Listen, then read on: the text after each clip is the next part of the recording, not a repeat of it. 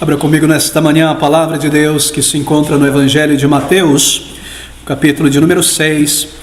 Nós leremos do versículo 9 ao versículo de número 12. Mateus, capítulo 6, versículo 9 em diante. Portanto, diz o Senhor Jesus: vós orareis assim: Pai nosso que estás nos céus, santificado seja o teu nome.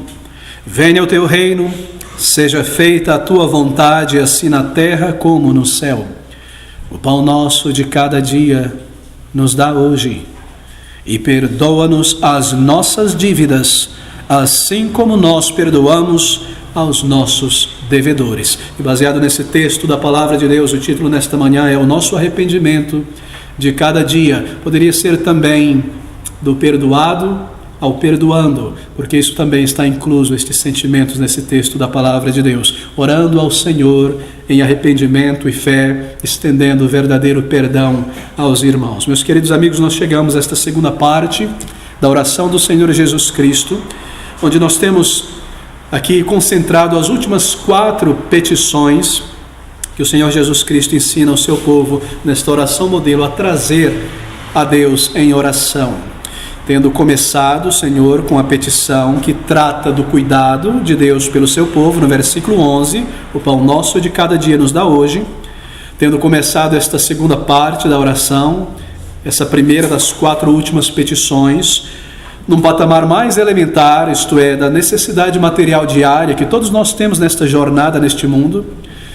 Nós vivemos neste corpo e temos necessidades corporais, e o Senhor, com grande graça e bondade, inclui nesta oração modelo essas necessidades temporais, mas tendo iniciado ali agora, ele inclui nessa 4ª petição, ou melhor, 3ª petição, elementos outros que devem estar inclusos em nossa oração. Ele inclui 3 outras petições. Nós lidamos com a primeira domingo passado, e são 3 petições na sequência que lidam com imperativos, se eu posso colocar nesses termos, imperativos absolutos da vida de um verdadeiro crente. Isso deve estar ali na vida de um crente, de um cristão que nasceu de novo. E a primeira delas, o primeiro desses imperativos está aqui no versículo de número 12, e será o nosso foco nesta manhã. Ele diz: e perdoa-nos as nossas dívidas, assim como nós perdoamos aos nossos devedores. Bem, isso fala sobre o fracasso humano diante de Deus. Perdoa os nossos pecados, perdoa as nossas dívidas, nossas transgressões, as nossas imperfeições, porque nós somos assim, homens e mulheres pecadores, imperfeitos. Isso fala sobre a nossa imperfeição, o nosso fracasso como homens e mulheres. Isso mostra que nós pecamos e que, embora criados à imagem e semelhança de Deus, nós nos rebelamos contra Deus, e essa é a nossa natureza, longe de Deus, pecadores, homens e mulheres pecadores. Nós devíamos algo a Deus, nós não podíamos pagar por isso, nós estávamos condenados por Deus. Cristo ofereceu a si mesmo sua vida perfeita, seus méritos, como uma paga, como um pagamento para aquilo que nós não poderíamos pagar, a dívida do nosso pecado, e assim nós somos remidos. Cristo nos remiu, isto é, como aquele que vai a um mercado de escravo, e para libertar o escravo, para tirá-lo dos grilhões e da morte certa que viria, ele compra aquele escravo e lhe dá liberdade,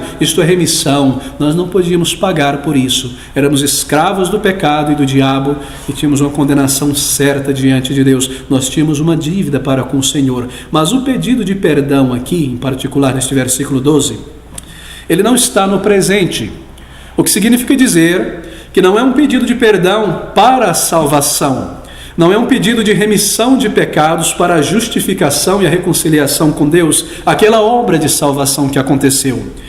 Essa não é uma referência aos pecados já perdoados, aquilo pelo qual Cristo pagou em nosso lugar. Aqueles pecados que têm em vista o julgamento final, o julgamento futuro, não está no passado e não se refere ao futuro. É uma referência, então, aos pecados presentes, aos pecados diários. Ele diz: perdoa-nos as nossas dívidas, assim como nós estamos no costume, esta ideia no grego, de perdoar os nossos devedores. Bem, embora a graça de Deus opere na vida de cada crente desde a conversão, a palavra de Deus diz que a graça de Deus, em Tito 1:12, se manifestou a homens de todas as culturas, a todos os homens, ensinando-lhes o que? A buscarem a Cristo para o perdão. Mas depois dessa manifestação da graça de Deus na vida de um salvo, essa graça continua a trabalhar e operar como uma espécie de pedagogo. Ela nos ensina, ensinando-nos a viver uma vida reta, justa, santa e agradável a Deus. É o que diz Paulo a Tito. E essa graça de Deus é necessária. Sem ela nós não poderíamos viver a vida cristã.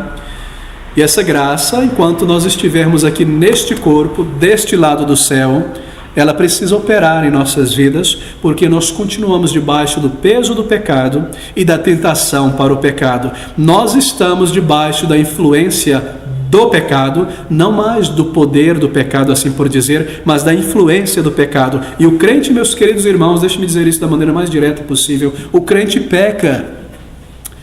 E por isso, ele precisa confessar os seus pecados e perdoa-nos as nossas dívidas, diz o Salvador. Isso deve estar incluso em nossa vida diária, em nosso relacionamento com Deus, e deve começar na oração, porque o crente também peca. O crente peca porque ele não está isento da tentação. Deixe-me tentar ilustrar isso aqui. Abra comigo em João capítulo 13, no versículo de número 3 a 10, nós vemos um exemplo muito claro. João capítulo 13, versículo de número 3 a 10, nós temos essas palavras do Senhor Jesus Cristo. Jesus, sabendo que o Pai tinha depositado nas suas mãos todas as coisas, e que havia saído de Deus e ia para Deus, levantou-se da ceia, isto é, aquela última ceia de Cristo com os discípulos, tirou as vestes e tomando uma toalha, cingiu-se. E depois deitou água numa bacia e começou a lavar os pés aos discípulos e enxugar-lhes com a toalha com que estava cingido. Aproximou-se, pois, de Simão Pedro, que lhe disse: Senhor, tu me lavas os pés a mim? Respondeu Jesus e disse-lhe: o que eu faço, não sabes tu agora, mas tu saberás depois. Disse-lhe Pedro: nunca me lavarás os pés. Respondeu-lhe Jesus: se eu não te lavar, não tens parte comigo. Disse-lhe Simão Pedro: Senhor, não só os meus pés, mas também as mãos e a cabeça. Disse-lhe Jesus: aquele que está lavado não necessita de lavar senão os pés, pois no mais todo está limpo. Que palavras, não, meus queridos irmãos? Sabe o que está dizendo aqui? O contexto aqui é humildade entre o povo de Deus. A capacidade de receber exortação sem orgulho reagir e também de exortar humildemente. Esse é o contexto. Todavia, no meio deste incidente aqui, há uma doutrina que nos é ensinada, e aqui ela está. Ali vem o Senhor Jesus Cristo, neste ato simbólico, lavando a sujeira dos pés antes da refeição, que era um costume judeu. Ele não está fazendo um teatro sem sentido ali. Está fazendo aquilo que um servo deveria fazer. E ele ensina uma atitude humilde àqueles discípulos que ainda nesta época estavam muito crus como discípulos e brigavam para saber quem teria a preeminência, quem no reino de Deus sentaria à direita, à esquerda, ser o ministro da indústria, do comércio. E o Senhor vem lhe ensinar a humildade. Eu, se sou mestre, vocês me chamam bem em chamar-me de mestre. Se eu lavei os vossos pés, vocês também devem lavar os pés uns dos outros. Não literalmente, mas submeter-se uns aos outros em humildade, considerar o outro superior a si mesmo. Mas nesse contexto há uma lição poderosa para nós sobre o pecado. Pedro diz a ele: Senhor, quem sou eu? O Senhor não lavará os meus pés? E Cristo responde, e aqui está a doutrina: se eu não te lavar por inteiro, tu não tens parte comigo, diz o Salvador. Se eu não te lavar, não tens parte comigo. E Pedro responde: Senhor, então não só os meus pés, não. Lava tudo. Lava debaixo do sovaco, lava o cotovelo, lava de trás da orelha, lava tudo, Senhor. E Pedro, que é essa pessoa muito para frente, não é? Fala dessa maneira. E o Senhor toma a oportunidade para trazer uma lição à sua igreja. Ele diz: aquele que já foi lavado, versículo 10, está lavado, presente, não necessita de lavar senão os pés, pois no mais todo o corpo está limpo. Obviamente, se eu tomei um bom banho, eu vou sair pela rua, é meu pé, a minha mão naquela Palestina empoeirada que vai sujar, manuseando as coisas, mas não preciso tomar um banho inteiro, mas lavar as mãos e os pés. E qual é a representação, o ensino espiritual aqui? Que aquele que já foi perdoado, ele não precisa ser perdoado dos seus pecados passados novamente e ser salvo todas as vezes que ele peca. mas sim confessar os seus pecados, e que uma vez salvo, lavado no sangue de Cristo Jesus, justificado, ao transitarmos por este mundo, neste corpo, manuseando esta vida e andando por esta jornada, nós iremos pecar e empoeirar nossas mãos e nossos pés. Assim nós precisamos lavar somente as mãos e os pés, e é isso que o Senhor Jesus Cristo quer dizer aqui, que o crente, mesmo depois da conversão, estando ainda neste mundo, ele volta a pecar, ainda embora ele não volte a viver no pecado e na prática do pecado. E esta é a verdade que nós temos diante de nós nesta manhã, que porque nós ainda pecamos de muitas maneiras e transgredimos a lei do Senhor e falhamos de muitas maneiras, nós precisamos disto em nossa vida e em nossa oração. Portanto, vós orareis assim: perdoa-nos as nossas dívidas, assim como nós perdoamos aos nossos devedores. Esse é o contexto e esse é o significado dessas palavras. Queridos, a palavra dívida aparece aqui. Perdoa-nos as nossas dívidas. Obviamente é uma referência ao pecado. Em Lucas, lá em Lucas 11, 4, onde este mesmo incidente ou narrativa é registrado também, a palavra dívida não aparece, é a palavra pecado. Perdoa-nos os nossos pecados, para mostrar que dívidas aqui são pecados. Mas palavras, você sabe, são muito importantes. Assim como a escolha do termo pão e não alimento, como nós vimos domingo passado, ele escolhe dívida aqui. Isso é para mostrar que pecado é uma dívida para com Deus. E se há uma representação mais clara do que seja o pecado que nós cometemos contra o nosso Deus, antes da conversão ou após a conversão, é que o pecado é uma dívida que nós temos diante de Deus. Assim é o pecado. O Senhor está ensinando que quando um crente transgride contra o seu Deus, e ele passa por cima da voz da consciência, e ele quebra o mandamento de Deus, ele tem uma dívida para com o Senhor. Uma dívida. Quando quer que nós pecamos contra Deus, quando quer que nós negamos o direito que Deus tem por nós, a justiça, a retidão que Ele espera e que Ele exige de pessoas salvas, regeneradas, que têm o Espírito de Deus, quando quer que nós neguemos o direito a Deus de pagar a Ele o nosso voto e a nossa dívida de uma vida reta, então nós temos uma dívida para com o Senhor. Isso é ilustrado em Salmo 51, versículo de número 6. Davi coloca isso em termos perfeitos. Ele diz no versículo 6 do Salmo 51, eis que, em iniquidade fui formado, versículo 5, em pecado me concebeu a minha mãe. E agora ele diz, eis que amas a verdade no íntimo e no oculto me fazes conhecer a sabedoria. O termo amas no original hebraico pode ser traduzido como procura, busca porque Ele ama. Eis que procuras a verdade no íntimo. Oh, queridos amigos, Deus, quando Ele olha sobre cada um de nós no seu trono de glória e misericórdia, Ele não olha como você e eu, que vê o rosto apenas e a aparência e tenta ler os sinais, não é? Psicológicos pela afeição. Não, Deus vê direto a afeição e o coração. Ele vai no nervo da alma. E quando Ele olha sobre o seu filho fulano, deixe-me contemplar o meu filho Jó ali sobre a face da terra. E quando Ele olha sobre um homem, uma mulher, um salvo, Ele olha direto no coração. E o que Ele procura, nos diz Davi, eis que procuras a verdade no íntimo.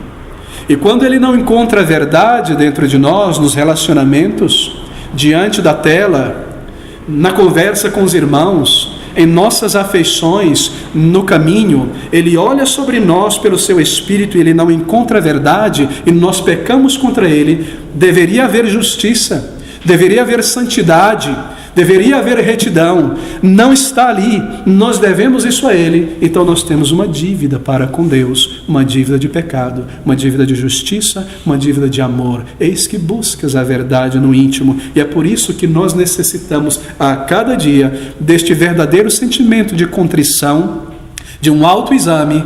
Então, perdoa-nos, Senhor, as nossas dívidas para contigo, purifica-me do meu pecado, perdoa-me das minhas transgressões, porque eu peco a cada dia, eu sou um pecador. Dívida aqui é uma referência a pecados.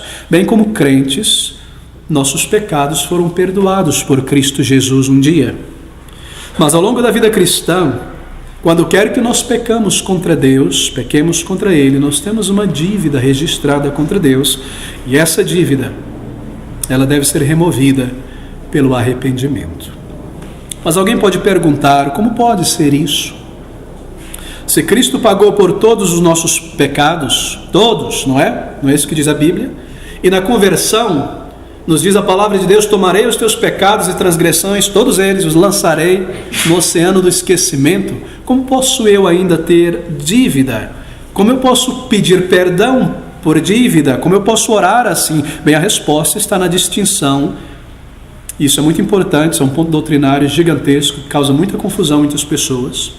A diferença está na distinção entre a aquisição do nosso perdão, realizada por Cristo, e a aplicação desse perdão sobre nós. É muito importante discernir isso, meus irmãos. Há uma distinção entre aquilo que Cristo alcançou por nós, pelos seus méritos, adquiriu o direito de perdoar o seu povo, o poder e a graça para nos perdoar, e então a aplicação deste perdão na vida deste indivíduo quando ele nasceria e depois que ele pecaria. É claro que sim. É verdade que a expiação que o Senhor Jesus Cristo fez pelo seu povo foi uma expiação completa, inteira, perfeita, que cobre todos os nossos pecados passados, presentes e futuros. Porque a salvação é uma salvação por inteira e perfeita. Na cruz, a sua culpa foi cancelada por Cristo Jesus. E é verdade que todos os nossos pecados antigos foram purificados. Em 2 Pedro, capítulo 1, versículo de número 9, nós lemos a respeito disso. Pois aquele em quem não há estas coisas, que ele descreve no capítulo, é cego, nada vendo ao longe, havendo-se esquecido da purificação dos seus antigos pecados. Na conversão, na morte de Cristo, toda a nossa transgressão foi perdoada, os nossos pecados passados foram perdoados. Todavia, e aqui está o ponto de diferenciação, existe em um sentido real, uma maneira de perceber, ou em um sentido muito real, em que os nossos pecados presentes e futuros, eles não são remidos, até que são encarados, arrependidos e confessados. E essa é a diferença. Portanto, é necessário e é adequado e é biblicamente correto e é imperativo que todo crente ao pecar busque por perdão. 1 João capítulo 1, nós veremos alguns textos a mais nesta manhã. Versículo 8 a 9, nós lemos essas palavras. 1 João 1, 8 a 9, palavras bem conhecidas. Se dissermos que não temos pecado, eu fui salvo e estou isento de pecado. Na salvação eu fui purificado, é verdade, eu nunca mais peco. Rapaz, mas você fez um negócio errado, isso não é pecado, isso é uma falha. Se dissermos que não temos pecado, que ele diz aqui, enganamos a nós mesmos e não há verdade em nós. Se, ao contrário, confessarmos os nossos pecados, Ele é fiel e justo para nos perdoar os pecados e nos purificar de toda a injustiça. Essa carta é escrita a crentes. Ela é dirigida a pessoas salvas. E aqui está a verdade desta doutrina. Meus queridos amigos, realmente é um ensino não bíblico que pecados possam ser perdoados antes de serem cometidos. Eles são perdoados depois que são cometidos, encarados e confessados. Assim, os nossos pecados após a conversão, presentes e futuros, eles só são perdoados depois que são confessados, ainda embora Cristo Jesus, em sua expiação, tenha alcançado o direito e a eficácia de perdoar todos esses pecados até o final. Todavia, esses pecados depois da conversão, a eficácia daquele sacrifício só é aplicada quando nós entramos na presença do Senhor, arrependidos e confessamos os nossos pecados. Nós não temos um cheque em branco para pecar, mas nós temos a garantia de que se confessarmos os nossos pecados, Deus é fiel não a você e a mim, mas àquilo que Cristo fez na cruz, e Ele irá aplicar os méritos de Cristo quando eu me arrepender hoje. Ele é fiel ao que Ele fez no passado e Ele irá me perdoar de meus pecados e de minhas transgressões. Esse é o ensino da palavra de Deus. Assim, o que Cristo adquiriu ali na cruz do Calvário, em relação aos nossos pecados futuros após a conversão, foi a garantia de que quando aqueles pecados fossem reconhecidos e confessados, eles seriam perdoados. O pecado é perdoado quando é encarado e confessado. Ninguém recebe perdão de pecados sem arrependimento de pecados, nem na conversão, nem após a conversão. Bem, uma pergunta então se levanta nesse contexto. O Senhor Jesus diz, e perdoa-nos as nossas dívidas, assim como nós temos perdoado aos nossos devedores. Uma pergunta se levanta às vezes na mente do povo de Deus. Seria possível para um crente deixar de pecar de vez e nunca mais pecar após a conversão? Seria isso possível? Minha resposta está aqui. O próprio fato de que confissão e pedido de perdão deve estar incluso em nossas orações diárias mostra que é impossível, não é? Um crente deixar de pecar, ainda embora ele deixe de viver na prática do pecado. Me lembra muitos anos atrás, visitando uma igreja, e ali havia um pregador, tanto pentecostal, e ele estava reclamando com a igreja: quando é que vocês vão deixar de pecar? Quando é que vocês vão conseguir ficar pelo menos 3 dias sem pecar inteiro?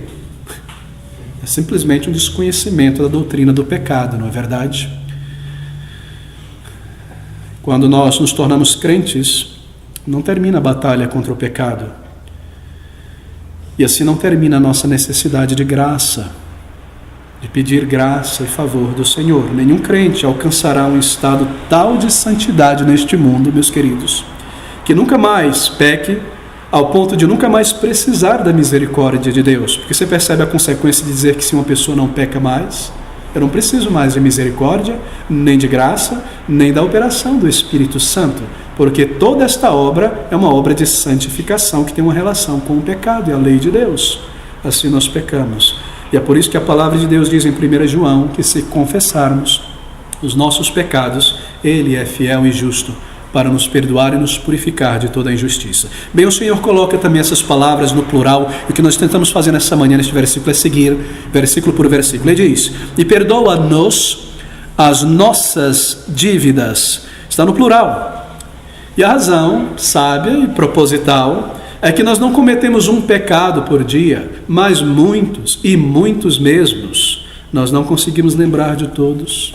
Nós não conseguimos registrar todos, nós pecamos, nós falhamos. O Senhor, na verdade, não requer que nós lembremos de todos. Tentar se lembrar de todos, na verdade, na oração, seria uma provação muito grande, não é? Trazer tudo diante de Deus em oração. Mas nós devemos tentar lembrar aqueles que a nossa consciência nos informou. E aqui está o benefício da consciência após a conversão. Que o Senhor, pelo seu Espírito, toca em nossas consciências e aponta as nossas falhas, e nós devemos começar por estes que Ele está tocando e apontando, e a partir deste usar da memória para recapitular as nossas falhas e transgressões também. Assim está aqui esta verdade. Há tantos pecados que nós cometemos. Se nós deixarmos passar dias sem confessar os nossos pecados, bem, então essa montanha de pecado que se acumularia, ela iria afetar a nossa comunhão com Deus, iria afetar o nosso relacionamento vital com Cristo. E sabe o que é a vida cristã? É um relacionamento vital, orgânico com o Senhor Jesus, em sinceridade, em um andar com Ele, em um arrependimento verdadeiro, em um louvor sincero e em uma obediência verdadeira. Mas se nós não confessamos a cada dia os nossos pecados ao Senhor, essa barreira de pecados que se acumulam irá se intrometer no nosso meio e impedirá a nossa comunhão vital com o Senhor, de maneira que o sol da justiça de Deus, a luz da alegria, não irá brilhar sobre as nossas cabeças ao longo da jornada do dia de trabalho, e nós vamos andar cabisbaixo, como pessoas que têm uma nuvem fria sobre as nossas cabeças, se nós não confessarmos os nossos pecados, porque Deus é luz e o nosso pecado é como essa barreira, essa sombra, que nos impedem de experimentar essa comunhão. Meus queridos, não confundam aqui. Nós nunca podemos perder a nossa salvação, porque esta salvação está segura em Cristo Jesus.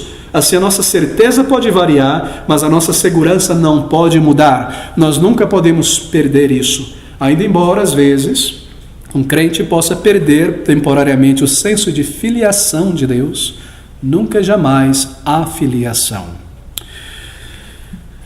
Nós cometemos pecados por palavras, nós cometemos pecados por pensamentos, nós cometemos pecados por ações, há também pecados que cometemos por omissões, há pecados que nós cometemos que fermentam as nossas mentes, há pecados de impulso. São muitos tipos de pecados, são muitas formas, são muitos momentos, são muitas intensidades, e nós somos culpados de todos eles diante de Deus, porque são pecados voluntários que nós cometemos, e assim nós temos uma dívida diante do nosso Deus. Às vezes, a impressão que se tem ao conversar com crentes é que alguns crentes deixam o arrependimento de lado em suas vidas. Você observa essas coisas como se fosse uma questão já lidada no passado. Eu já lidei com esse negócio de arrependimento, já ficou para trás. Eu não confesso todo dia, porque eu não peco todo dia. Mas arrependimento não é apenas um momento pontual em nossa história. Arrependimento é um momento pontual, novo nascimento, mas arrependimento é algo que segue, persiste para a vida. E essa é uma prova que nós já nascemos de novo, porque há arrependimento contínuo em nossas vidas, o encarar de nossos pecados. Houve um novo nascimento, que teve um começo, um meio, um nascimento, e há agora a prova de que nós nascemos de novo, que é a santificação. E santificação é caracterizada por arrependimento e submissão a Deus. Arrependimento é algo contínuo na vida do crente. É, na verdade, a evidência, como eu mencionei, de que nós já passamos da morte para a vida. O pecado não é algo corriqueiro mais em nossas vidas. Nosso relacionamento com o pecado mudou. O verdadeiro crente é uma pessoa que lamenta os seus pecados diariamente. Ele chora, não nos diz o Salvador, bem-aventurados que choram pelos seus pecados, pelas suas imperfeições. E diariamente, ao ter contato com a luz divina de Deus na palavra e conhecer os atributos de Deus, ele lamenta as suas falhas. Ele lamenta que não tem vivido como deveria viver para Deus. E ele clama por essa justiça. Ele tem fome, sede por justiça, por uma vida reta na alma, em sua vida, no mundo em volta, na igreja, em todo lugar. Assim é o crente. É uma evidência. O verdadeiro crente é uma pessoa que lamenta os seus pecados e ele vem diariamente aos pés da cruz de Cristo, a essa fonte carmesim, lavar-se diante do Senhor. E ele diz: perdoa-nos e perdoa-nos as nossas dívidas. Você observou essa pequena letra E? Ela só aparece aqui nesses dois versículos, não é? Ela inicia o versículo com E. Você percebe que ela conecta o versículo 12 e 13 ao versículo 11, é isso que está fazendo aqui. Veja o versículo 11: o pão nosso de cada dia nos dá hoje, e perdoa as nossas dívidas, e não nos conduza à tentação. Juntamente aquilo que nós necessitamos diariamente, que é o pão nosso de cada dia, e perdoa também as nossas dívidas, e não nos conduz à tentação. Esse E conecta o versículo 12 e 13 a última partícula do versículo 11, ao hoje. A oração é: Senhor, hoje, porque eu tenho essa necessidade diária de suprimento diário, o pão nosso de cada dia nos dá hoje, e hoje também, Senhor, conforme eu oro a Ti, por causa das minhas transgressões, perdoa as nossas dívidas, e hoje não me conduza, não me permita entrar no caminho da ignorância para o mal. É diário, e essa é a ideia. O que ele está ensinando aqui? Que arrependimento diário de pecados é um elemento tão crucial para a vida espiritual de um crente quanto o pão necessário para a vida física de um crente. E o pão nosso de cada dia nos dá hoje, e hoje perdoa as nossas dívidas. Se este elemento não está presente em nosso andar diário com o Senhor, ou se essa busca por perdão e arrependimento se tornou apenas um mero fraseado na oração no final do dia, e não verdadeiro arrependimento, e não verdadeiro encarar das minhas falhas, então nós corremos o risco em nossa comunhão com Deus, porque nós pecamos diariamente. Meus queridos amigos, isso é muito sério. Não confessar, não encarar os meus pecados diariamente é como uma pessoa que fica sem tomar banho de um dia para o outro. Você já teve essa experiência terrível? Por uma situação muito difícil, num país muito gelado, debaixo de muita neve, com água gelada, sem eletricidade, eu precisei ficar 3 dias sem tomar banho. Mas ao final desse 3º dia, eu estava pingando em óleo, eu sentia em decomposição. Você já experimentou isso? A crosta de sujeira que se acumula no corpo. Pense agora em passar 2, 3 dias diante dos olhos de um Deus santo, de um Pai de misericórdia, com a crosta de pecado que se acumula, de palavras erradas, de insinceridade, de hipocrisia, de sentimentos egoístas, de mentiras, de erros, de coisas que nós cometemos às vezes por causa dessa velha natureza, dia após dia, diante de um Deus santo e glorioso, que é cercado de anjos celestes. Você já pensou sobre isso? É por isso, meu querido amigo, que o Senhor nos ensina a orar: perdoa-nos as nossas dívidas. Talvez um crente que não ore assim, que não clame ao Senhor, não perceba essas coisas. E nós podemos ser convertidos e nós podemos estar de fato seguros de nossa salvação, mas sem o perdão regular de Deus de nossas transgressões, nós causamos erosão em nossa santificação. Nós sofremos a perda de respostas de oração diárias, nós perdemos instrumentalidade diária no reino de Deus e nós também podemos perder aquela intervenção vital do Senhor em nossa vida e perder a comunhão diária com o Senhor e a sua mão a intervir em nossas situações. Deus, como um Pai de misericórdia, age muitas vezes apesar de nós mesmos, mas nós perdemos muitos benefícios. E às vezes nós observamos que essa é a razão porque muitos crentes andam como que moribundos na vida cristã, tristes e vagantes e estranhos em sua maneira de viver, sem perspectiva espiritual e dominados por tantas coisas, porque eles não encaram diariamente os seus pecados diante do Senhor e não confessam. E aos poucos nós conseguimos ver como hábitos pecaminosos começam a tomar lugar de novo na vida de um crente, e a velha natureza começa a tomar lugar de novo na vida de um crente, e a pessoa começa a se comportar em sua atitude, em sua postura corporal, em suas maneiras de pensar, em suas conversações, como uma pessoa ávara, cobiçosa ou indecente. É porque esta pessoa não tem encarado os seus pecados diariamente diante do Senhor. E você olha para esse crente, sabe que nasceu de novo, mas você estranha uma pessoa que não controla a língua, uma pessoa que não controla os sentimentos. Por que isso? Se nós temos o Espírito Santo de Deus, é porque nós não temos encarado os nossos pecados diariamente, com vergonha e com sinceridade, e orado ao nosso Deus. E essa é uma verdade crucial que deve ser encarada. Talvez esse crente que não confesse os seus pecados diariamente, e há muitos dias que não faz, ele mantém um senso de serenidade, de tranquilidade na vida. Você observa isso também, é um paradoxo interessante, mas é ilusório, apenas escondendo o fato de que a sua comunhão vital com seu Deus cessou já há algum tempo. E a vida cristã se tornou uma jornada mecânica e sonâmbula pela vida, e não há mais comunhão vital com Deus. E esta seiva, já viu a árvore que suga a seiva elaborada, a seiva bruta, e vai passando pelos galhos e produzindo flores, beleza, frutos, vigor, viçosidade, alegria? Você não vê na vida do crente, porque não há comunhão vital. E essa é a razão, muitas vezes, porque nós não temos encarado os nossos pecados diários. No versículo anterior, observe que ele fala sobre o pão nosso de cada dia que Deus supre. Queridos amigos, nós podemos às vezes sofrer mesmo a perda do pão diário e sobreviver, não é verdade? Como o apóstolo Paulo, ele fala sobre fome, sede, frio, nudez, que ele sofreu no serviço de Cristo. Nós podemos sofrer como Paulo a perda dessas coisas, mas o que um crente genuíno não pode suportar e aguentar é a perda da comunhão com o seu Deus. É como acordar de manhã às 8 da manhã, ou às 7, às 6:30, e o sol não está ali. Onde está a minha alegria? Onde está o meu senso de propósito na vida?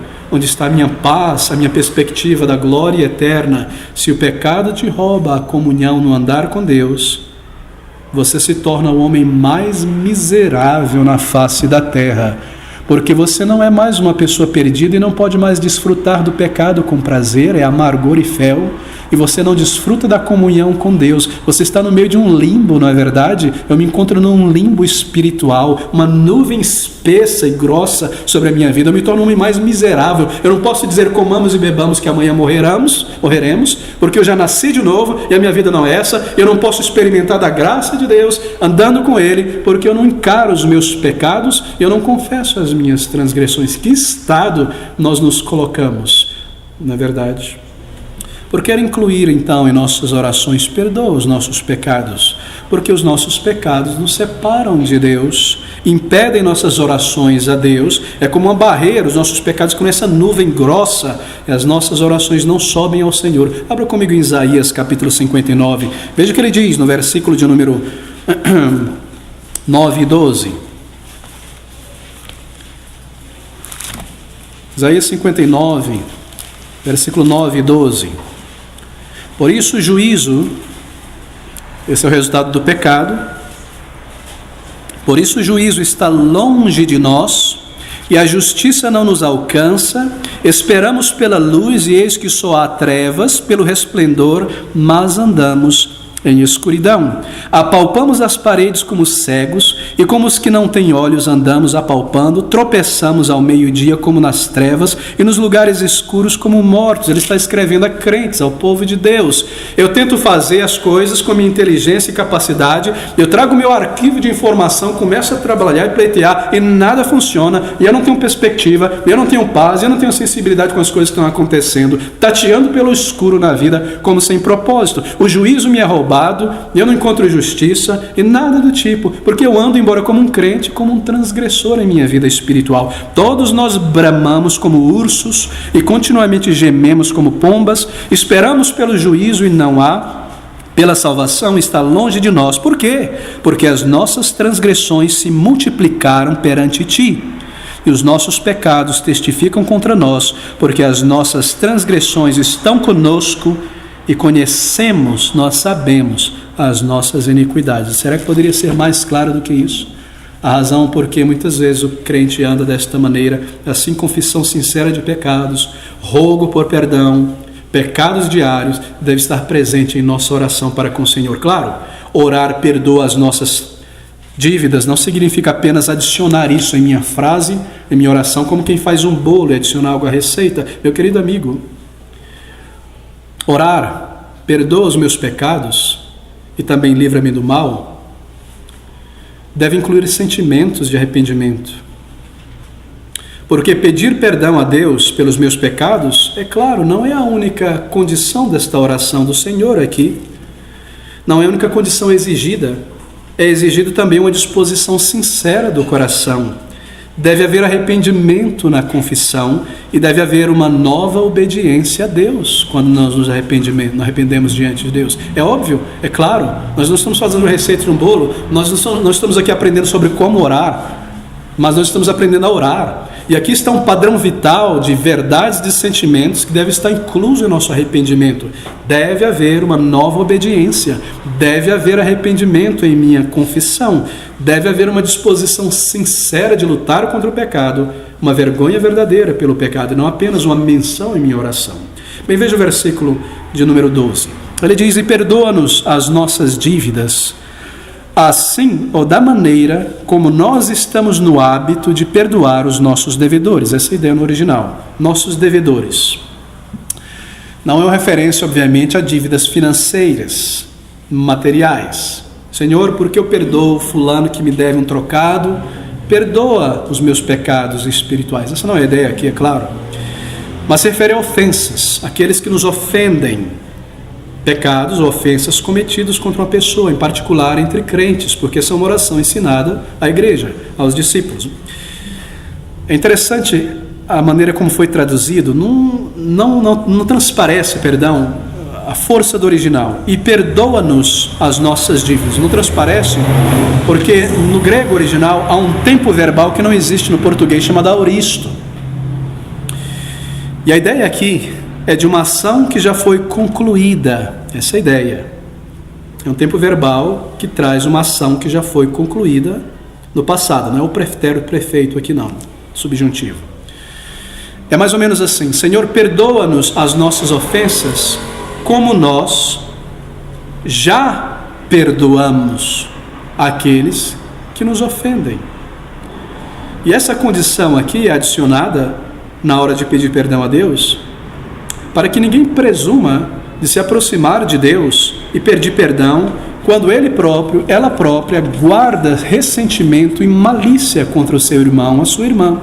Saiba que Deus dificilmente irá lhe perdoar. E é maravilhoso ver como o Senhor adiciona 2 versículos. Ele mostra a frente, ele mostra o avesso. É isso que ele faz no versículo 14. Porque se perdoardes os homens as suas ofensas, também vosso Pai Celestial vos perdoará a vós. E para marcar isso, ele vira do avesso e mostra que é a mesma coisa. Se porém não perdoardes aos homens as suas ofensas, também vosso Pai vos não perdoará as vossas ofensas. No entanto, o perdão de Deus, deixa eu fazer um outro parêntese, é claro, Deus nos perdoar não depende de nós perdoarmos aos outros. De outra maneira, a salvação lá seria por obras, não é verdade? Mas ela não é. Cristo faz isso por nós. Ele fez isso na cruz. Mas aqui ele exorta que cada crente perdoe ao seu irmão as ofensas cometidas contra ele. Ele está recordando o seu povo do sentimento que cada crente deve ter pelo seu irmão, porque a ofensa é no cuidado, no lidar, no andar junto, não é? Ninguém ofende a si mesmo. Bem, às vezes nós fazemos.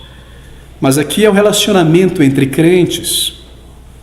Quando nós desejamos reconciliação com Deus diária pelos nossos pecados, então de repente acende uma luz na consciência que diz: e o teu irmão na igreja?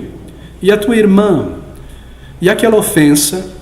Eu que vejo o coração, vejo que você não perdoou ainda. Como eu poderia vir diante de Deus e dizer: Senhor, perdoa os meus pecados contra ti? Bem, isso toma como algo garantido, obviamente, que nós já nascemos de novo. E porque nós já nascemos de novo, nós estamos no hábito de perdoar. E nesse sentido, a oração é colocada nessas palavras: assim como nós estamos no costume de perdoar os nossos ofensores, perdoa então, Senhor, as nossas ofensas. Assim, Senhor, aqui está um exemplo. Como eu perdoo também, faz comigo da mesma maneira. O fato de que nós fazemos isso é prova de que nós já nascemos de novo. Permita retornar esse versículo 12 e lê-lo todo. E perdoa as nossas dívidas, assim como nós perdoamos aos nossos devedores. Gostaria que você observasse que é uma conexão vital aqui entre arrependimento diante de Deus e a nossa santificação. Você percebeu? Está intimamente ligado. A petição, ela aponta para a nossa necessidade de um autoexame. Eu só posso confessar o meu pecado a Deus de verdade se eu faço um exame do meu coração para descobrir essas manchas ali. Você vê a conexão com santificação, o processo de santificação? É isso que está apontando aqui, arrependimento diário. Pense por um instante sobre como a falta de arrependimento diário prejudica o nosso processo de santificação. Se não nos arrependemos diariamente, obviamente é porque diariamente nós não examinamos a nossa consciência diante de Deus. Nós nos tornamos cristãos mecânicos em nossa oração. E se eu não reviso minha conduta diária, o pecado ele começa a tomar vantagem de mim. E o resultado dessa negligência, veja isso, o resultado dessa negligência é que após poucos dias, alguns dias somente, nós já não nos restringimos e nós retornamos a pecados típicos do passado. Esse é o resultado fatal. E as pessoas em sua volta, talvez você já tenha observado isso instintivamente, no trabalho, na família, nos estudos, começam a observar que o nosso comportamento deteriorou. Mas o fulano ele não é assim, ele não é tão exasperado. O que está acontecendo com o fulano? Mas a Beltrana, ela não se vestia dessa maneira, não agia, não se portava na frente do sexo oposto dessa maneira. O que está acontecendo com ele, com ela? As pessoas em nossa volta começam a observar que o nosso caráter começou a deteriorar. Elas podem observar que nós não estamos mais reagindo aos problemas que aparecem com a mesma cortesia ou calma de antes, mas com irritabilidade, com egoísmo, e o nosso testemunho começa a ser arruinado. Assim, um autoexame da mente e do coração, pedir a Deus, encarar meus pecados diários e confessar, tem uma ligação direta com a vida de santificação. E quando nós vemos essas coisas acontecer, nós sabemos que esse é o resultado da negligência de um crente em autoexame, de confissão dos seus pecados. Deixa eu dar outro exemplo. Sem autoexame diário de nosso coração, sem arrependimento diário, sem confissão diária, nossa consciência rapidamente perde sua sensibilidade das coisas e começa a endurecer. E assim o nosso gosto começa a azedar. Já percebeu isso? O nosso orgulho e algum tipo de hipocrisia começa a voltar.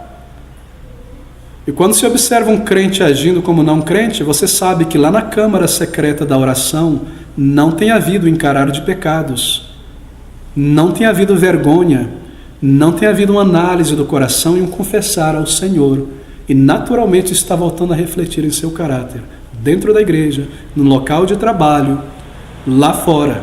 Quando há egoísmo, orgulho, essas coisas são sintomáticas de que eu não estou me humilhando diante do Senhor, e eu não estou fazendo análise do meu coração, e talvez eu tenha esquecido da purificação dos meus antigos pecados, quando eu começo a levantar a crista de novo diante de Deus. Queridos amigos, o Senhor então mostra que há um perigo aqui. Negligência de arrependimento diário,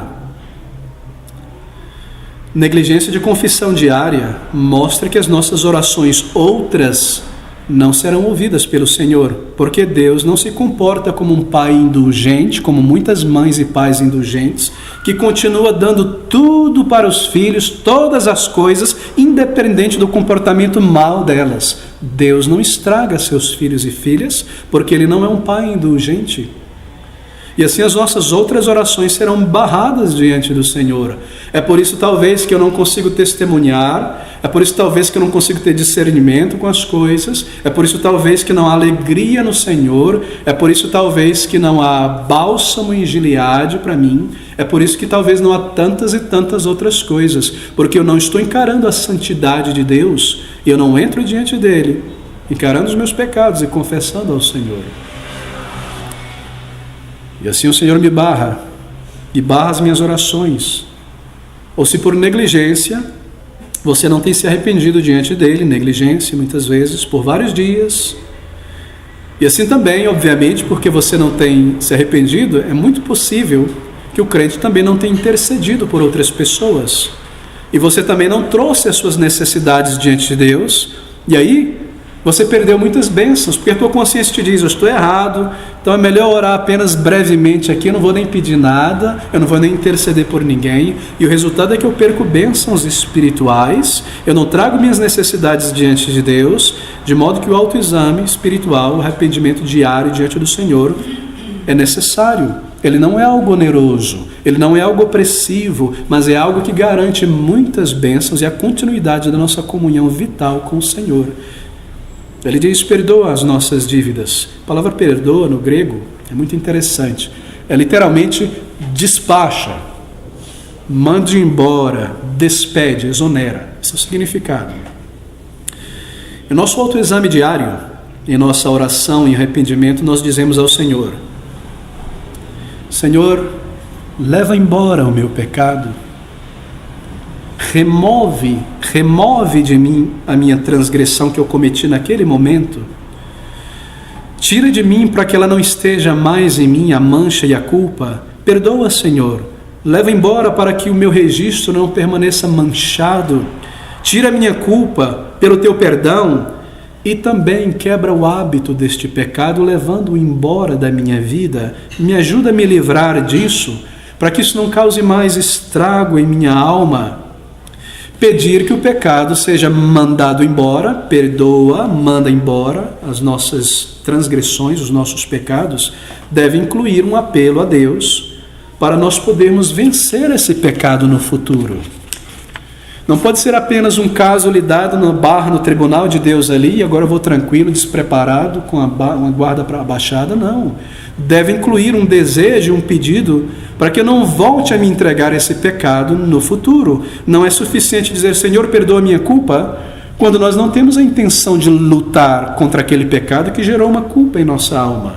Nossa oração de arrependimento deve incluir, Senhor, me ajuda a expelir, a mandar embora este hábito pecaminoso. Me dá graça e força para me livrar dele. Perdoa e me ajuda a vencer, a me ver livre dele. Põe dentro de mim ódio por esse pecado. Aviva a minha consciência diante da tentação.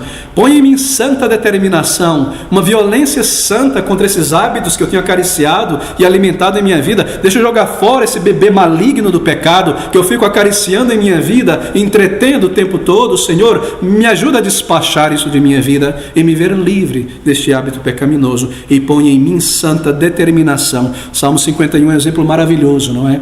Deste balanço entre arrependimento do pecado e um rogo para se ver livre do pecado. Veja comigo Salmo 51, versículo 1 e versículo 2 e versículo 4, aqui está o arrependimento. Tem misericórdia de mim, ó Deus. Segundo a tua benignidade, apaga as minhas transgressões. Segundo a multidão das tuas misericórdias, lava-me completamente da minha iniquidade e purifica-me do meu pecado. Versículo 4, contra ti somente pequei. Eu paro de me desculpar, eu paro de dizer que foi a culpa do fulano, do Beltrano, foi contra ti que eu pequei e fiz o que é mal à tua vista, para que seja justificado quando falares e puro quando julgares. Veja o versículo 7 agora, purifica-me com hisopo e ficarei puro, igual aquela planta, hisopo, que tira mancha do tecido, me purifica assim. Lava-me e ficarei mais branco do que a neve. Aqui está o rogo por arrependimento, por perdão. Agora veja o balanço no versículo 10. Cria em mim, ó Deus, um coração puro e renova em mim um espírito reto. Esse balanço deve estar presente em nosso arrependimento. Isso está incluso aqui nas palavras do Senhor Jesus Cristo: e perdoa-nos e tira de nós as nossas dívidas, os nossos pecados. Bem, queridos, a seguinte pergunta é feita muitas vezes por crentes sinceros: pastor, eu devo confessar realmente diariamente, mesmo quando eu não tiver um senso de culpa? Embora eu sei que eu peque diariamente, a Bíblia ensina isso e eu observo isso, e de tantas formas, o que fazer então se eu não sinto isso, se o senso e a convicção do pecado não está ali comigo?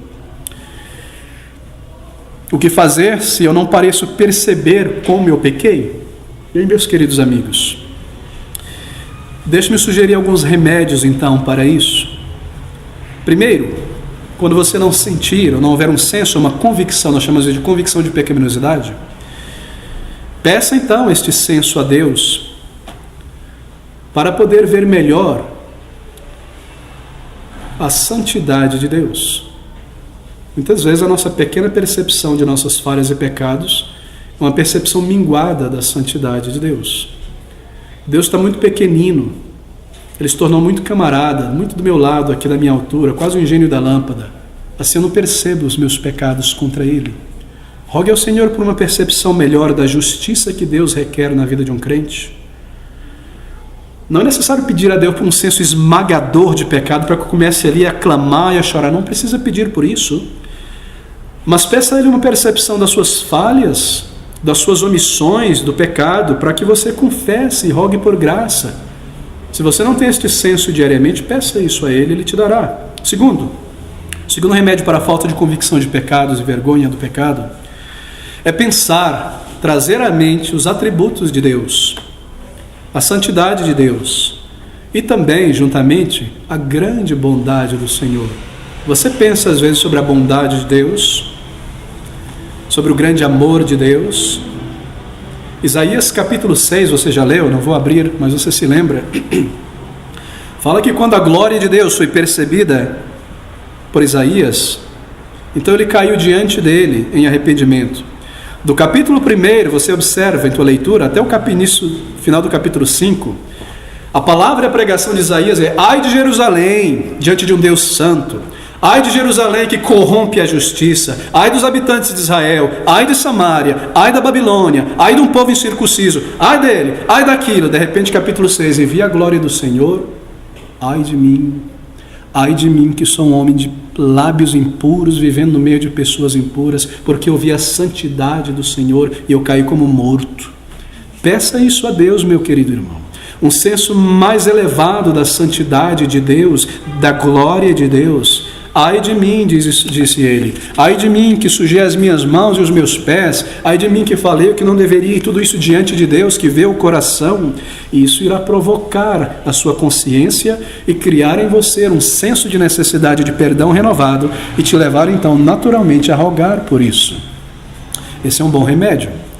Pense também sobre a bondade de Deus, sobre a paciência de Deus. Você às vezes se cansa de si mesmo, quanto muito mais Deus não é assim humanamente falando, E aí você pensa sobre o amor dele, que longanimidade de Deus comigo nas últimas semanas, nos últimos 8 meses, nos últimos 6 meses, o cuidado de Deus, a maneira terna com que o Espírito de Deus lida com a gente. Ele não destrói a gente no momento que a gente peca, nem fere a gente, mas ele apela ternamente à consciência, 1 vez, 2 vezes, 10 vezes.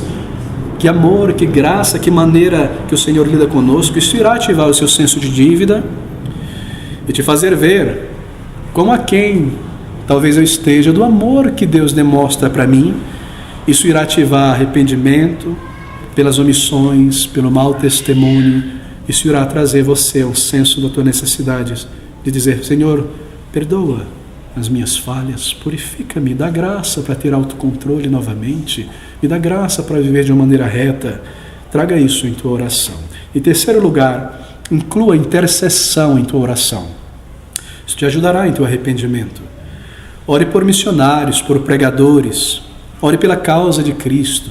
Ore por uma mãe não convertida, por um filho não salvo. Ore pelos enfermos da igreja, pelos opressos, por colegas de trabalho, por aquele crente que vive sozinho no lar ímpio, pela família, pelos casais. E conforme você intercede pelos outros, parece que o nosso senso espiritual começa a despertar, não é? E nós nos tornamos mais sensíveis a recordar as nossas falhas e nos arrepender de nossos pecados. Isso acontece muitas vezes. Deus dá essa graça.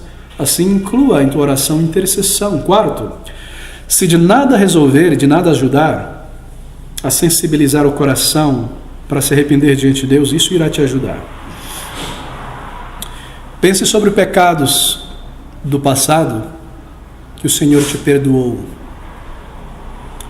Pense de situações que Deus te livrou como que pelo fogo, por um fio. Foi a mão de Deus. Você não deve se arrepender deles novamente. Eles já foram perdoados.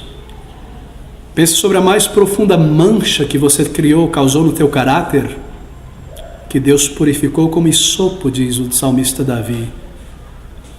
Isso te levará a louvar a Deus e agradecer que Ele te perdoou quando você clamou. Pense quando você, ou quanto você deve a Ele, e assim se maravilhe da paciência de Deus por você e como Ele te preservou apesar de você mesmo. Pense sobre pecados que persistiram assim, quase ao desespero, por dias, por semanas em tua vida, e você dizia a si mesmo como Paulo: miserável homem que sou, eu sou salvo, eu penso isso, eu pratico isso, eu ponho meu pé nesse caminho, eu sou um podre vivo. E como Deus te lavou e te perdoou e te tirou daquele estado que você estava por semanas, por dias talvez, e te levou a encarar os teus pecados. Pense sobre aqueles pecados gigantes do passado, manchas profundas, e como Ele te perdoou. Pense até que o teu coração se derreta e as lágrimas corram e você comece a dizer novamente: purifica-me, Senhor, lava-me da minha transgressão. Eu agi dessa maneira, eu falei dessa maneira, eu pensei desta maneira. Então a maior convicção de pecados do presente será trazida a você junto com um desejo de santidade, de purificação. Embora sentimentos de vergonha e tristeza, meus queridos, deixe-me adicionar isso, sejam parte natural do arrependimento, eles não são essencialmente absolutos para o arrependimento, estes sentimentos. De modo que se eles não estiverem ali no momento em que você está orando, ainda assim você pode confessar ao Senhor e se arrepender em tua mente. O carro-chefe da alma, com a razão, ainda embora o vagão do sentimento não esteja muito ligado naquele momento. Se esses sentimentos não estiverem acompanhando a convicção de pecados, arrependa-se com a mente.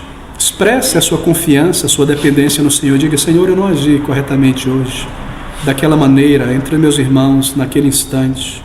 E se você se arrepender com cuidado e com sinceridade, embora os sentimentos estejam um tanto dormentes naquele momento, no tempo devido, os sentimentos serão reavivados e o Senhor te dará graça maior.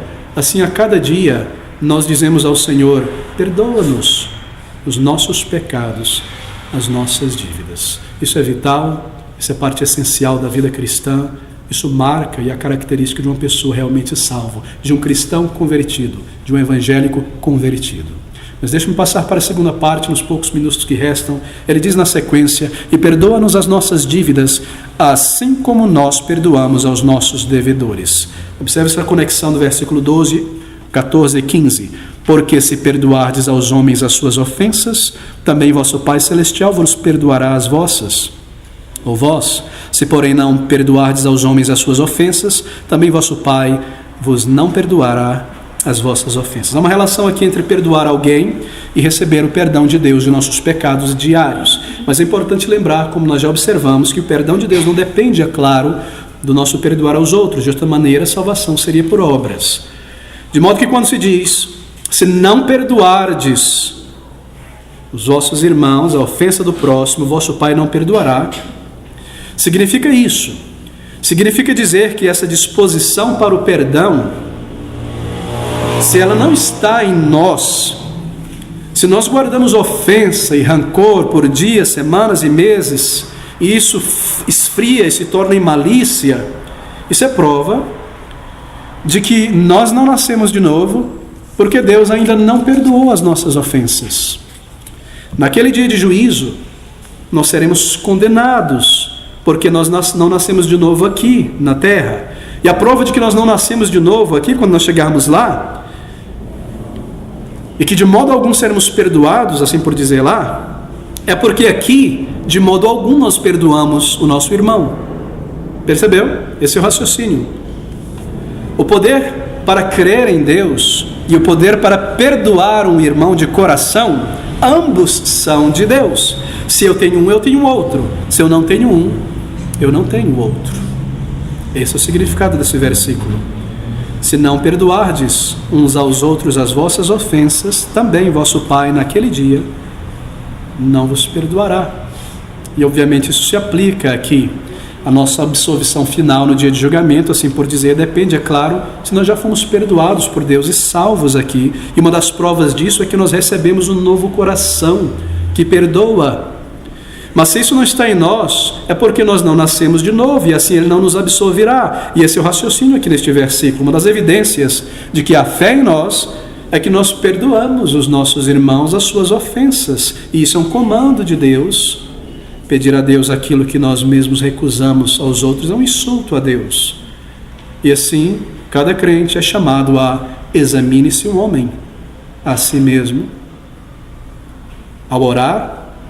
E nesse aspecto, nesse respeito, examine-se o homem a si mesmo antes de pôr as suas mãos nesses elementos que falam sobre a morte de Cristo, se Ele realmente morreu por você. Uma pergunta se levanta. Nesse processo da busca pelo perdão e a reconciliação, acaso a responsabilidade do perdão é da pessoa que foi ofendida somente? Acaso quem cometeu a ofensa não tem uma obrigação nessa história? A resposta é sim, de fato, o ofensor deve se arrepender. E com seu arrependimento ele deve alegrar e fortalecer o coração daquele que foi ofendido para lhe perdoar, porque já o perdoou. Mas isso não remove a obrigação de quem foi ofendido de abrir bem os portões do perdão. Todavia, se não há cooperação do outro lado, da parte do ofensor, a culpa permanece sobre a pessoa que causou a ofensa, é claro. Versículo 12 diz, assim como nós perdoamos aos nossos devedores, perdoar é um dever. Significa perdoar aquelas pessoas que pecaram contra nós. Um pecado moral cometido contra Deus, que uma pessoa comete contra Deus ao quebrar a sua lei moral, a pessoa própria deve buscar o perdão de Deus. Mas aqui são ofensas que os crentes cometem uns contra os outros diante de Deus. Perdoar significa não mostrar mais desprezo, não mostrar mais desdenho pela pessoa, não mostrar hostilidade, frieza, não banir a pessoa de nossa mente em ressentimento, não boicotá-la em nossas afeições. Nós não desenvolvemos um espírito não cooperativo com a pessoa. Nós não alimentamos qualquer desejo pelo mal da pessoa, que ela se fira, que ela sofra, que ela perda, que ela não passe na prova, que ela se dê mal. Isso é perdoar de coração, é não guardar no íntimo do coração esse tipo de sentimento, e essa é uma prova de que nós perdoamos. Se a ofensa que a pessoa cometeu, querido, é uma ofensa moderada, então nós devemos perdoar, mesmo se a pessoa não parecer lamentar ou vir pedir desculpa. Nós devemos perdoar. Quantas ofensas Deus nos perdoa diariamente? Assim, se é uma ofensa moderada, se pisou no meu calo, se agiu erradamente, nós devemos perdoar, mesmo se a pessoa não percebeu ou não veio pedir desculpa. E no primeiro sinal de tristeza, arrependimento, nós devemos estender esse perdão, quando nós vemos contrição também. Não precisamos esperar que a pessoa venha lambendo o chão e sangrando diante de nós, coisas como essa. Foi assim que Deus fez conosco. Ele estendeu imediatamente perdão quando nós clamamos de coração. Assim, perdão envolve isso. Há certas atitudes, muitas vezes, que nos impede de perdoar as pessoas que nos ofendem. Às vezes, uma pessoa está impedida por um desejo de manter amargura e ressentimento no coração pela pessoa. Não vou perdoar porque eu quero manter esse negócio fermentando em mim contra essa pessoa. Talvez nós não estejamos desejosos de mostrar cordialidade, cortesia depois de perdoar, por isso eu não quero perdoar. Talvez um espírito tão orgulhoso, tão absurdamente podre de orgulho, que qualquer pessoa que errar contra a gente nunca será perdoado. Há pessoas assim realmente. E é de se duvidar se já nasceram de novo. Talvez você possua um espírito muito crítico e fica procurando erro e falha em todo mundo, em tudo em tua volta. Isso nos torna pessoas de pouca simpatia e julgadores demais, porque nossa conversa é só buscar o que é negativo e errado nos outros. Talvez haja ressentimento com a pessoa no passado, porque aquela pessoa apontou alguma incoerência, incongruência na minha vida, e agora que a pessoa me ofendeu, eu não estou disposto a perdoar. Há muitas razões por que as pessoas não perdoam, mas diante de tudo isso, e qualquer que seja a razão, um espírito não perdoador entre cristãos, pessoas que foram perdoadas, coloca diante de nós essa advertência do Senhor. No versículo 14: porque se perdoardes aos homens as suas ofensas, também vosso Pai Celestial vos perdoará a vós. Se, porém, não perdoardes aos homens as suas ofensas, e de coração, porque nos mostra aquela parábola do devedor, também vosso Pai não vos perdoará as vossas ofensas. Se a questão, querido amigo, volto a dizer, não é uma grande ofensa, então o amor deve cobrir uma multidão de ofensas. Nós devemos filtrar. E é assim que Deus nos perdoa, Ele releva muitas ofensas. Muitas. Além do mais, é necessário lembrar que o orgulho, ele puxa uma cortina que nos impede de ver a nossa parte de culpa nessa ofensa que foi causada a nós. Nossa falta de consideração, a nossa negligência, a nossa indisciplina, nossa língua incontrolável. Coisas que às vezes não estamos prontos a reconhecer. Mas se nós estamos no hábito de reconhecer nosso pecado diante de Deus na oração e examinar o nosso coração, então vai ser muito mais fácil perdoar um irmão a sua ofensa. O ensino da palavra de Deus é que nós devemos estar sempre dando suporte, suportando uns aos outros, sempre perdoando uns aos outros. Isso deve ser uma prática contínua, não vista como algo raro, excepcional, sempre perdoando uns aos outros em nosso lidar e andar uns com os outros. E o Senhor coloca isso na oração diária, assim como nós diariamente estamos no hábito de perdoar aqueles que nos ofendem, que têm uma dívida para conosco. Na oração, queridos, isso significa o seguinte: orar com mãos limpas. Essa é a conclusão aqui. O apóstolo fala lá em Hebreus: acheguemo-nos, pois, diante do Senhor com mãos limpas. Você já viu isso? Essa geração de crianças de hoje não tem isso, mas na minha geração, de alguns aqui, tinha.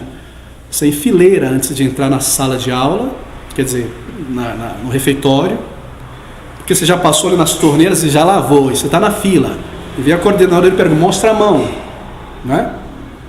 Está limpo? Eu venho diante de Deus sem mancha de culpa e ofensa contra o irmão. Eu venho diante de Deus sabendo que eu filtrei, eu perdoei, houve um pedido de perdão, ou eu relevei ofensas médias. Eu venho diante do Senhor com mãos limpas. Ele olha as minhas mãos como um pai olha as mãos dos filhos. Você vem me pedir perdão. Ele diz: se porém não perdoardes aos homens as suas ofensas, também vosso Pai vos não perdoará as vossas ofensas. Esse é o ensino da palavra de Deus. Na oração, isso significa que nós entramos com mãos limpas, e se elas estão sujas, se confessardes os vossos pecados, lavando os pés e as mãos no precioso sangue de Cristo outra vez. Ele é fiel e Ele é justo para nos perdoar e nos purificar de toda a injustiça. E nós dizemos: perdoa-me, Senhor, como eu tenho perdoado aos outros, não por mérito, por causa daquilo que o Senhor fez por mim naquela cruz. Perdoa-me, Senhor. Tudo o que peço é que o Senhor me perdoa do mesmo modo como tenho perdoado, não do mesmo grau, porque meu perdão às vezes é tão imperfeito, mas do mesmo modo, porque o mesmo meu perdão é imperfeito. Perdoa-me então da mesma maneira, perdoa-me com o teu perdoar tão grande, por causa daquilo que a cruz já fez em meu coração, por causa do teu amor. Queridos, eu preciso concluir por aqui. Nós observamos 4 princípios. O pecado torna uma pessoa culpada diante de Deus mesmo após a conversão. Nós temos uma dívida que deve ser sanada pelo arrependimento. O perdão é oferecido a alguém baseado nos méritos e na morte substitutiva de Cristo. Nós devemos encarar e confessar nossos pecados. Esse é um requerimento para receber aquilo que foi adquirido por Cristo na cruz para os nossos pecados presentes e futuros. Perdoar uns aos outros é essencial. Se nós iremos ser perdoados por Deus, é um sinal de que nós já nascemos de novo. Ouça essas palavras. Portanto, diz o meu Salvador, o teu Salvador, nós oraremos assim, com mãos santas diante do Senhor. Senhor, perdoa-nos as nossas dívidas, assim como nós perdoamos aos nossos devedores. O Senhor abençoe e aplique esta verdade às nossas almas.